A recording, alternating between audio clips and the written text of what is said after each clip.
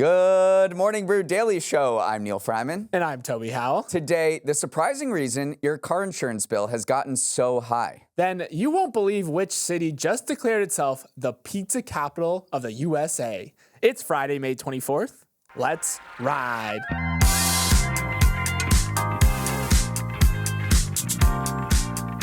You have a long weekend coming up. We've got a long weekend coming up. And I have an idea that will make this the best Memorial Day weekend ever. Neal, tell them.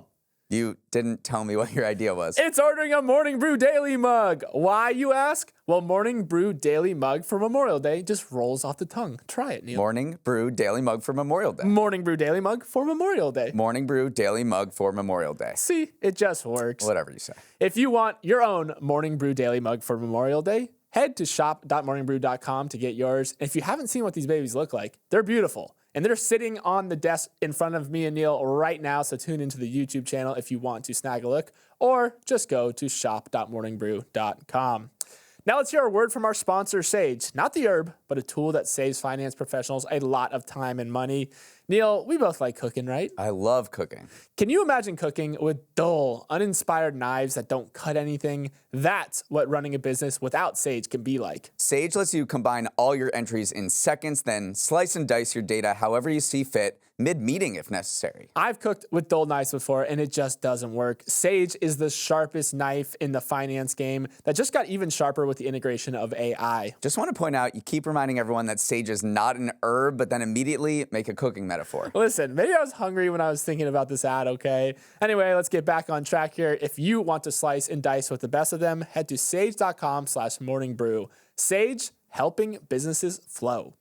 It is time to break up Live Nation Ticketmaster.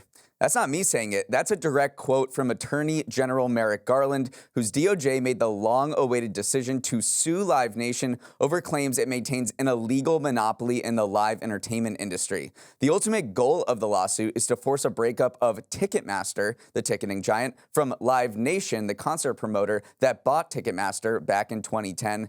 Many recent antitrust lawsuits have raised eyebrows for maybe being overzealous, but this one, well, the people seem fully behind it. That's, of course, because Live Nation's industry dominance was on full display 2 years ago when it botched the rollout of Taylor Swift's Eras Tour tickets. An investigation into Live Nation was already underway by then, but the scrutiny certainly ramped up following the massive outcry from the Swifties.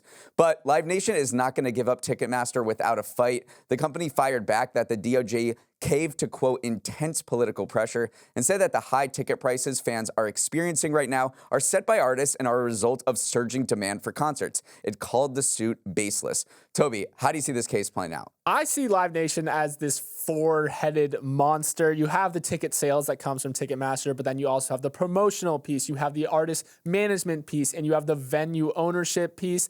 And the DOJ is saying that they're using this four-headed monster to set up this very lucrative and anti-competitive flywheel where you capture revenue from concert fans and sponsorship. You use that revenue to lock up artists and these venues into long-term exclusive promotion deals. Then you use that kind of powerful library of live content you have to sign venues, and then you start the cycle all over again. So I do think that the DOJ really looked at this whole flywheel and said, this is not fair to everybody else involved in it. Right. Let's see how this concert promotion arm, which is what Live Nation does really well, and then the ticketing arm, which is when it bought Ticketmaster, work in practice. Pick an artist.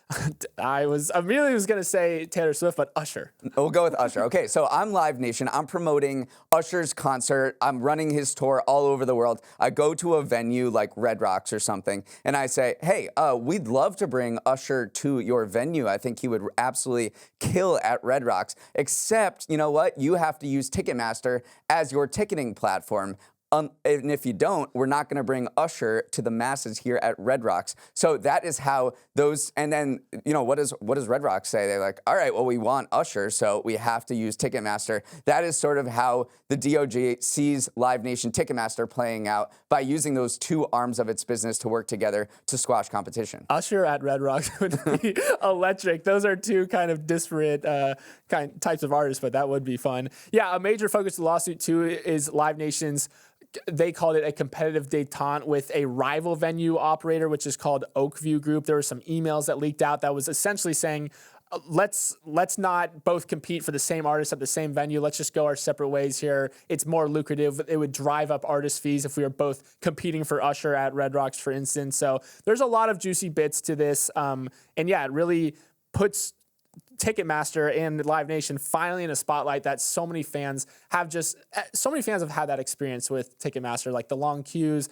the fees, just the super high prices. So I think this is part of the reason too why they want this to be, the Department of Justice wants this to be a jury trial. They want to get people in the building because I think that they know that there's some sort of emotional connection when it comes to an antitrust lawsuit in this arena. Yeah, and let's talk about Live Nation's response because they are definitely not going to go down without a fight. They say, we have nothing to do with setting ticket prices. That is all on the artists, and there's so much demand for concerts right now. So what are we supposed to do? Like, prices are going to be sky high. That is not our problem. And then in terms of who gets the money at the end of a concert, they say that the venues receive most of the money and that their profit margins are actually on the lower end of all S&P 500 companies. So they're going to come with their argument. We'll see how it holds up in court. Right. They're saying it's only 1.4% last year, which is far too low, they argue, to indicate an actual monopoly.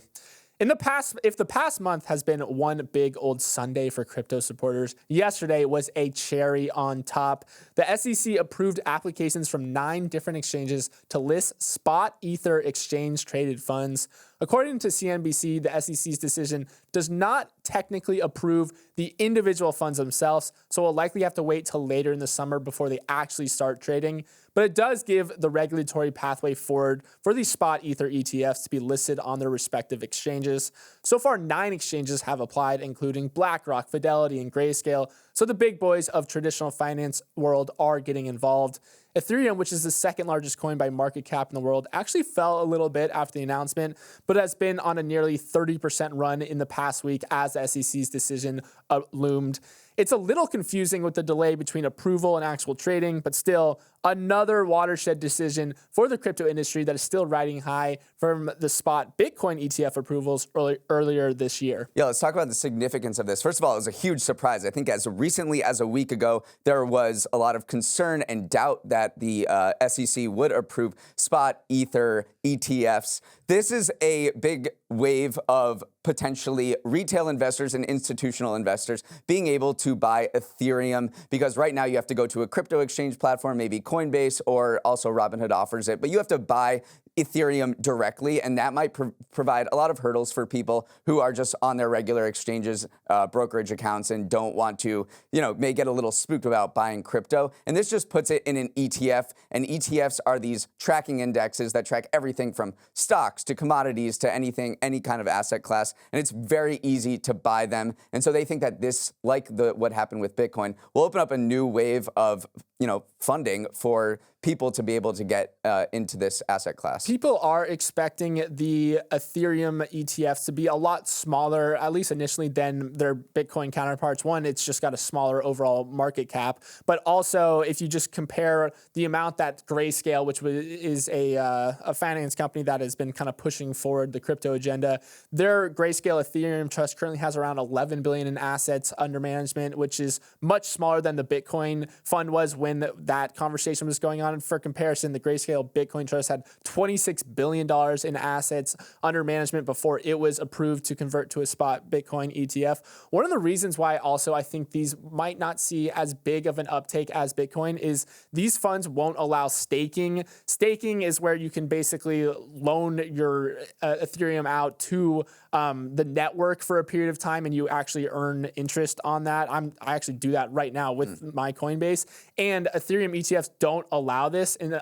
staking is a big part of the Ethereum ecosystem. So there's a few hurdles here that I think will prevent it from becoming quite as big as these Bitcoin ETFs. When we talk about AI as a gold rush, it does seem like these crypto ETFs are something similar for at least retail investors. Larry Fink is the CEO of BlackRock, which is the largest asset manager in the world, and they've gone all in on this Bitcoin ETF. He said that his Bitcoin ETF, IBIT, is the fastest growing ETF in the history of ETFs. There's so much demand. So it took 57 days for Bitcoin ETFs broadly to cross $50 billion in assets under management. It took gold ETFs more than 5 years to hit that same threshold. So all of these institutional finance companies, these traditional Wall Street firms, are looking at Bitcoin ETFs, Ethereum ETFs as a potential huge moneymaker, and they're seeing a ton of demand for it. And it feels like in general, along with a major crypto bill that was passed in the House this week, that the vibes on DC are definitely thawing towards crypto. We're getting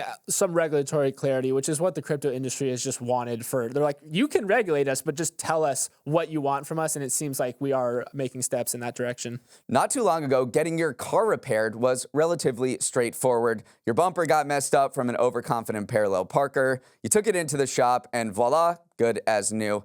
But in these high-tech times, getting your car fixed is more like taking it to the Apple store. As more vehicles come equipped with fancy driver assist software, cameras, and sensors, car repair has gotten way more expensive, with major consequences for insurance and the auto market as a whole. Fixing sensors and cameras now accounts for more than a third of post-crash repair costs in a new vehicle, according to a new study by AAA. One exec at a major auto body repair company said the change they've seen in the last 5 years is greater than the change in the last 5 decades. And that's because new cars, sometimes called computers on wheels, now come with sensors and cameras plastered across the vehicle to enable those safety features like automatic emergency braking and blind spot monitoring. When your car gets crunched by a bad driver, those cameras get damaged and are far more difficult and expensive to repair than bent metal. They just can't be welded back on. Toby, this is another fascinating downstream side effect of all the tech we've been putting in our cars. Right. And the craziest stat from this kind of rise of tech being inserted into cars is that more than 1/5 of vehicles are now declared a write-off by insurers after examining the claim. So basically, they'd rather total these cars than actually go through the process of repairing them because the math just doesn't math.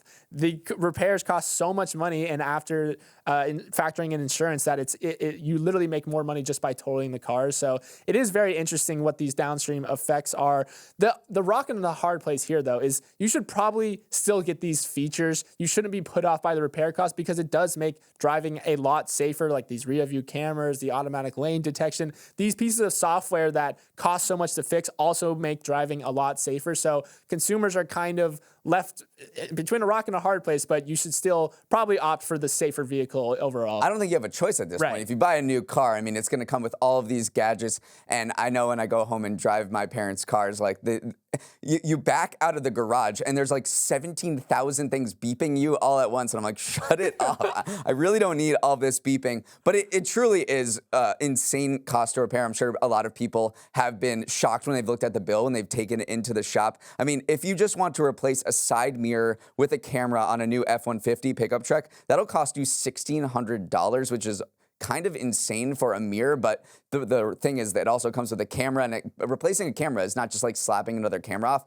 You have to calibrate it as well. You have to log some road miles so it can get used to where it's looking, and so all this tech comes at a huge price tag. Another thing to consider here is that auto body repair technicians are extremely in demand right now because you're right, they're not just bending metal back into place anymore. They are very, very highly trained individuals who have to be able to calibrate these sensors. So that is another downstream cost that's passed on to insurers that are eventually passed on to consumers as well. And it's why we've been having this conversation around car insurance and how it's been leading to sky-high inflation. We talked about the inflation numbers that came out earlier this month, and car insurance was one of the biggest drivers of inflation overall. So that is probably why you're seeing your insurance premiums go up as well. Yeah, they're up 23% from a year ago, which was the largest annual increase since 1979. Up next, whip out your portfolios, ladies and gentlemen. It's stock of the week, dog of the week time. Bird flu is getting a little scary. Yoga pants are getting commoditized, and I couldn't be more excited to bring you another edition of Stock of the Week, Dog of the Week. This is the segment where we pick one stock that rated Morning Brew Daily 5 stars on both Apple and Spotify, and one stock that pronounces sriracha incorrectly. Neal, it's been a bit of a shaky week in the markets, but I tell you what, you dominated the pre-show windsurfing competition with these. So you're up first. What's our stock of the week? My stock of the week is the biotech Moderna, and when shares of a vaccine maker shoot up 24% in a single week, it's usually not good news for the rest of us, and so it is this time. Moderna's shares got a boost after the U.S. government said it was in discussions with the company as well as Pfizer over a potential avian flu vaccine program. Yup, bird flu or H5N1. The news of readying a possible bird flu vaccine came as a second human case of bird flu infection was found in the U.S., a worker at a dairy farm in Michigan. Remember, bird flu has been spreading in cattle across the country, with the count of dairy farms infected up to 51. Officials are concerned about this mammal-to-mammal spread, but still say the public health risk to humans is very low. Still, the fact that the government is talking to Moderna and Pfizer about prepping a vaccine shows they're taking the threat seriously. The U.S. does have an existing stockpile of bird flu vaccines, but it's not nearly enough to cover the population should something like a pandemic happen. Toby, Moderna, Pfizer, and other vaccine makers were all on the rise this week. Their investors love to see it. The rest of us, not so much. Yeah, it's such an interesting thing here because analysts covering the stock is the bull case for Moderna is if another widespread pandemic happens. So a lot of them are saying, like, we probably expect them to retrace their gains unless something like a wide-scale pandemic happens. So it's a very interesting stock to kind of cover. This is actively happening, though, that Moderna is going ahead and starting the process of converting some of those raw materials that the U.S. has stockpiled into doses of avian influenza vaccine, even if it doesn't become pandemic level. Like, if it becomes more widespread, then they will have these ready. So it's just a very interesting stock to cover in general. Yeah, there's a very fascinating debate also happening within the public health community because it's like, all right, well, we know that avian flu is spreading. It could come to humans. It could not, most likely not, but shouldn't we be prepared? And shouldn't we ready hundreds of millions of doses of vaccines right now just to get ahead of it? But it's not that simple of an equation because these vaccine makers have only so many, finite number of assembly lines, and they have to produce things like the seasonal flu vaccine. And you kind of have to produce either the seasonal flu vaccine or other vaccines that can save people's lives, or this other one for the avian flu that you don't even know if you need. So there's a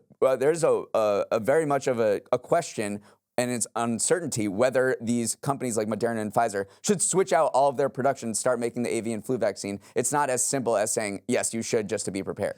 Let's shift over to the dog of the week, and my dog of the week is Lululemon. I'm wearing their pants right now, but apparently it wasn't enough to keep them out of the dog column. The stock is down 12% in the past week after some reshuffling at the executive level. Chief Product Officer Sun Cho is out, but the company doesn't plan on backfilling the role. Instead, they plan to pull a Moneyball and try to recreate Cho in aggregate with a new team made up of execs from the merchandising and brand branches. It's the kind of shakeup that you don't really want to see from a company that does rely on innovative product design to maintain its foothold in the ultra-competitive athleisure space. There is just a general malaise around Lulu after it offered weak guidance last quarter amidst shifting consumer trends and increased competition. How about this stat, Neal? Lulu is the worst performing stock in the entire S&P 500 so far this year. Worse than Boeing, worse than Walgreens, worse than everyone. Pretty crazy. Pretty crazy. I mean, it came out of the pandemic riding high, and I thought that along with all these other COVID stocks, it would fall back to earth because people were dressing up again and weren't wearing athleisure just to bum around the house because they're going back to the office. But it does appear like there is true competition here from companies like Alo and Vori, and the analysts have walked around Lululemon stores and they're really not impressed with what they've seen from the selection, and they're like, oh my God, there's all these colors available and all of these different, you have way too much inventory here. It's a sign that your products are not resonating with customers as much as they used to, and I'm not, an apparel expert or anything, so I don't have any prescriptions for what they should be doing, but it does appear like Lululemon is in a bit of a slump right now. Yeah, and apparently Cho was a baller too. Lululemon's revenue grew by 20% compounded annually during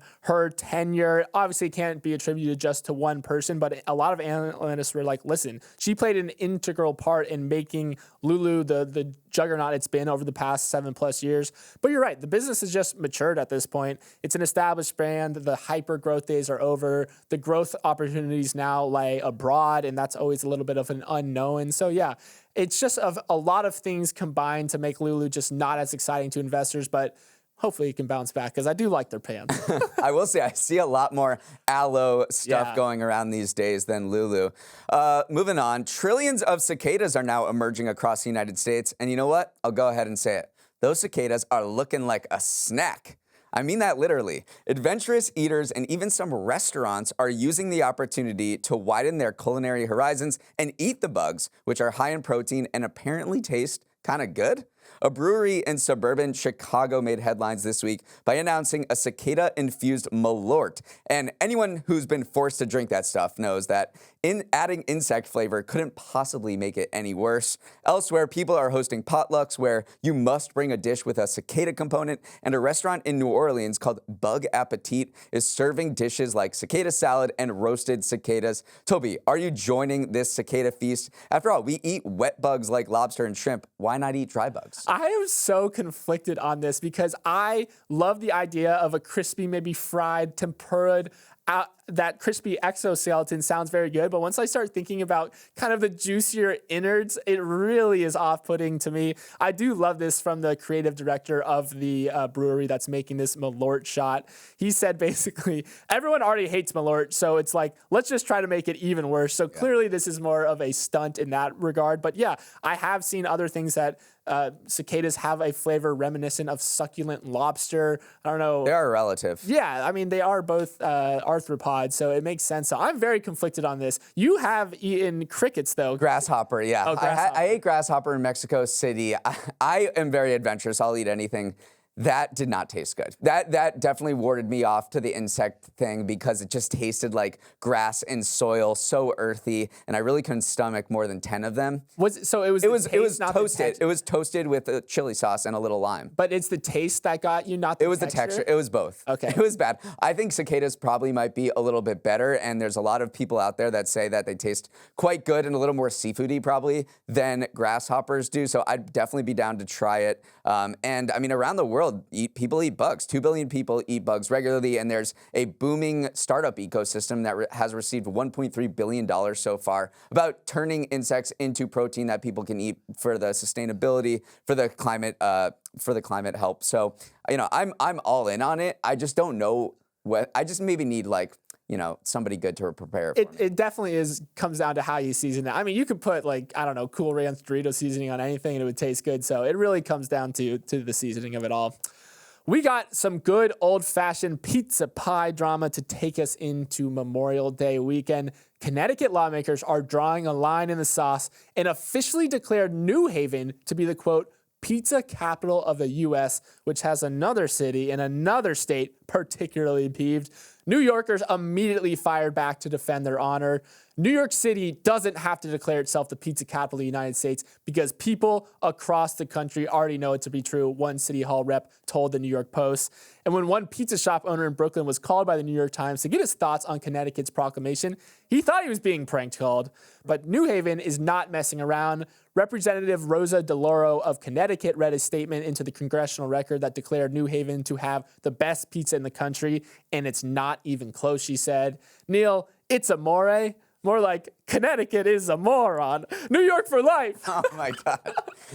Yes, you told me that the ending of this intro would be pretty wild, and it definitely lived up to that. This was a show of force, okay? They brought 100 pizza makers on a chartered flight down to D.C., and New Haven staked their claim. And you know what? To me, the question isn't whether New Haven has the best pizza. It does. It's which of the big three in New Haven have the best pizza. There's Sally's, there's Frank Pepe's, and there's Modern. They've all been around since the 1920s or the 1930s, and they make this delicious coal-fired brick oven pizza with this with this juicy dough and this just like great crust going on, a little burnt and charred in some places. And so I've personally only had one, which is Modern, and it really was the best pizza I've ever had. Simple, delicious, and just the vibe when you go in, you're like, this is where they make pizza. They've been doing this for a century, and they have perfected the art. I just think that you're not playing the numbers game here. There's only 75 pizza making establishments in New Haven. In New York, there's 1,600 across the 5 boroughs.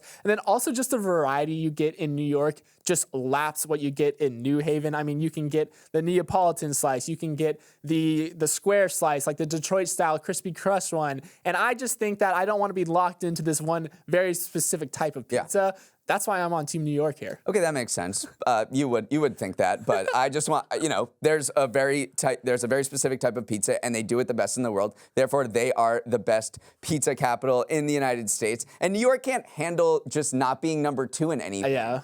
Like they just can't handle it. Here's my final thoughts on this. I do think that pizza is more about the memories and the people that you share it with. I mean, I have fond memories of eating Pizza Hut growing up, and that's not top tier pizza, but I will always have a special spot in my heart for it. So I think that pizza is a canvas on which you paint the tapestry of life. So all pizza can be good pizza as long as you're sharing it with good people. Well, I think we have to wrap it up there. Thanks so much for listening, and have a relaxing Memorial Day weekend. One piece of advice: get yourself to a body of water if you can. It's legitimately good for you. Research published in the Journal of Environmental Psychology shows that just viewing water for 1 minute and 40 seconds reduced blood pressure, heart rate, and other ratings of relaxation compared to looking at trees or city streets. Let's go to the beach. Let's go to the beach. So try not to look at a screen, but if you must, you might as well use the time to write an email to morningbrewdaily@morningbrew.com and let us know your thoughts on the show.